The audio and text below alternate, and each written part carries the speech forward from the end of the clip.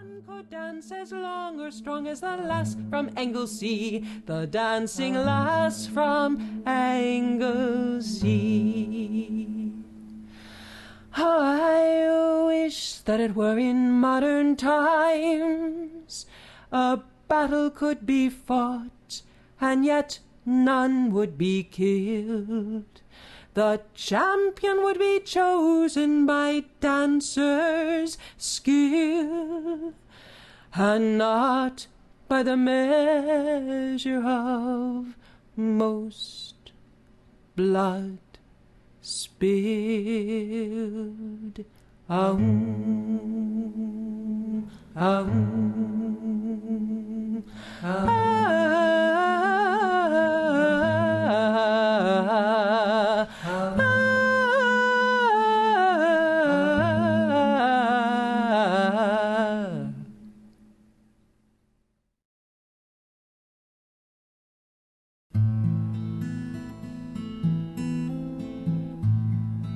Words like feathers fly in the wind,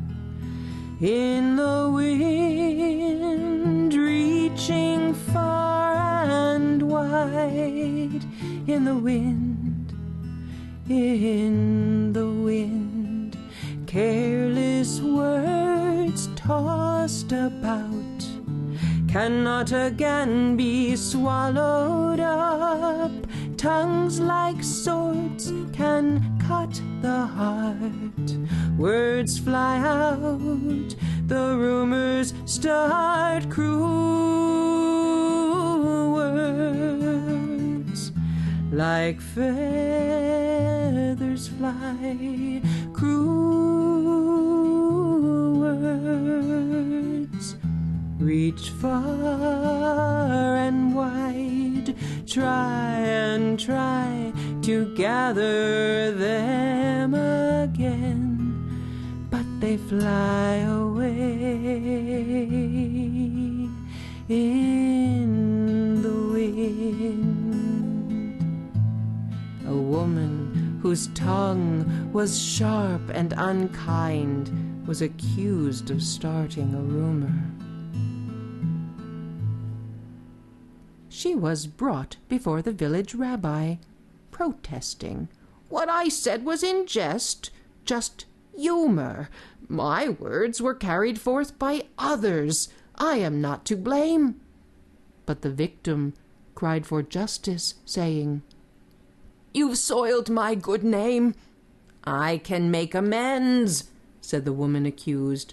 "I'll just take back my words and assume I'm excused."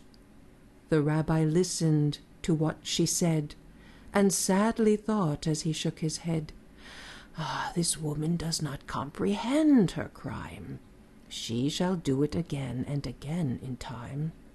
And so he said to the woman accused, "Your careless words cannot be excused until you bring my feather pillow to the market square.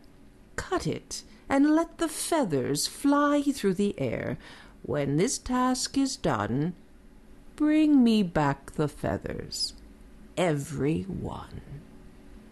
The woman reluctantly agreed. She thought, "The wise old rabbi has gone mad indeed."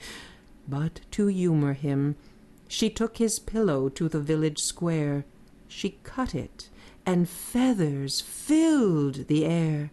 She tried to catch, she tried to snatch, she tried to collect each one, but weary with effort, she quickly discovered the task could not be done. She returned with very few of the feathers in hand. "I couldn't get them back. They've scattered all over the land." "I suppose," she sighed as she lowered her head, "like the words I can't take back from the rumor I spread. Cruel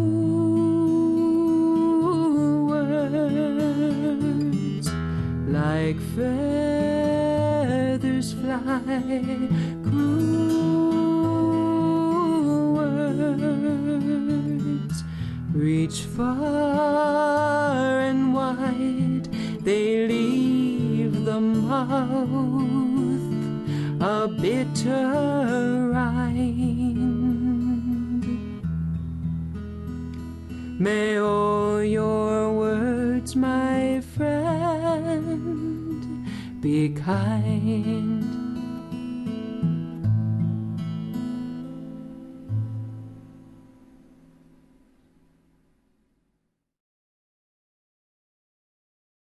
There was once a weaver who filled her fine silk brocades with flowers and birds that seemed so real they almost quivered. She and her 3 sons never went hungry, for when she brought her wares to the marketplace, everyone would gasp at their beauty and grasp for their purses. One day, after she had sold all her brocades, she walked past the stalls in the marketplace with her pocket full of money. Her eye was suddenly caught by a small painting, half hidden behind other wares. She picked up the painting to admire it more closely. Her eyes traveled over the tiny image of a fine white house surrounded by fields of red flowers. A crystal pool shimmered in the sunlight beside the house, and the dancing fish seemed so lifelike they almost moved. A lazy river wound its way about the edges of the field. Cattle and sheep grazed peacefully.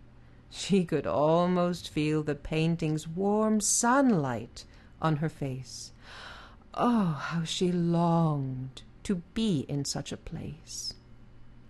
Without considering for even a moment, she reached into her pocket and spent all of her hard-earned money on the precious painting.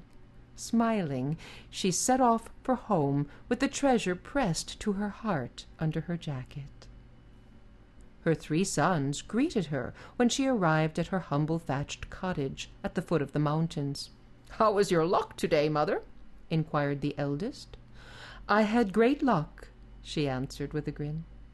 "Then have you brought us special foods to eat?" asked the second, licking his lips at the thought of expensive sweets.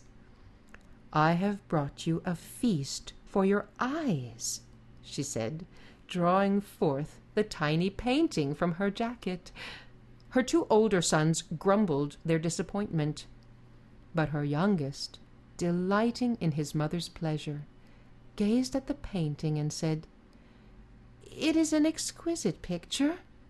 Oh, if we could only live in such a place." The weaver sighed. Her 2 older sons muttered, "Stop dreaming. We could never afford to live in such a place." Her youngest son saw the shadow of sadness pass over the weaver's face.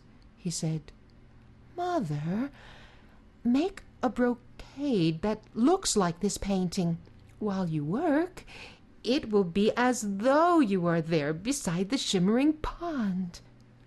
The weaver set about instantly to weave the image of the tiny painting.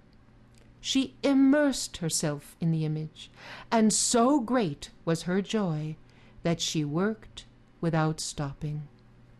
She used the finest threads of silver and gold.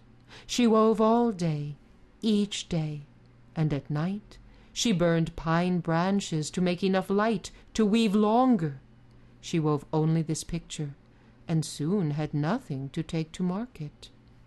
"Make something that you can quickly sell at the market, or we will have to cut firewood to earn some money," complained the 2 older brothers. "You are wasting too much time on this brocade." But the weaver could not stop her wonderful brocade. The youngest son calmed his 2 brothers and said, "Do not fret. I will cut the wood we need so that Mother can finish her brocade."